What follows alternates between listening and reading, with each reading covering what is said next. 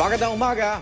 Pakaigan, sa kabila ng taas pasahe kamakailan, di pa rin malaman ng mga tsuper kung paano pagkakasya ng kinikita nila sa pamamasada. Ang kabi-kabila kasing taas presyo sa mga bilihin, sinabayan pa ng pinakamalaking oil price hike ngayong taon. Darito ang report ni Haji Rieta. Mahigit isang linggo lang mula nang magtaas ang pasahe, sumipa naman ang presyo ng petrolyo. At hindi lang ito basta taas presyo dahil ito ng pinakamalaking oil price hike ngayong taon na sinabayan pa ng pagtaas ng presyo ng ilang pangunahing bilihin. Kaya naman ang jeepney driver si Berting Gasga, problemado.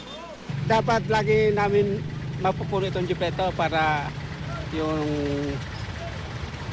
karagdagan na 50 centavos, maipon namin yan.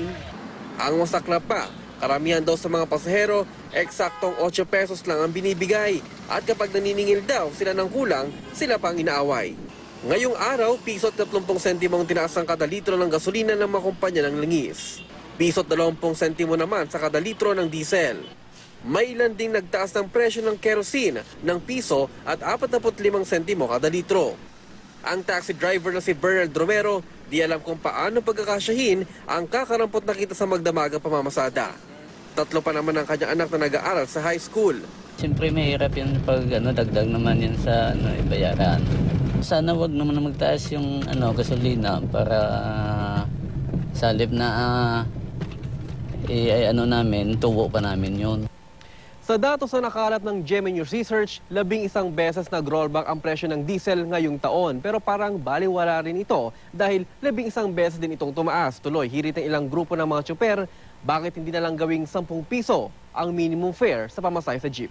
Kung nagbigay na sila ng 50 centavos, ay 150 na lamang yung hahabulin namin. Paliwanag ng Department of Energy, ang taas presyo ay bunsod ng lumalalang gulo sa Iraq na isang pangunahing bansang pinagkukunan ng langis. Bad news for us, apektado tayo sa galaw ng international market. Para sa unang balita, Haji Rieta reporting.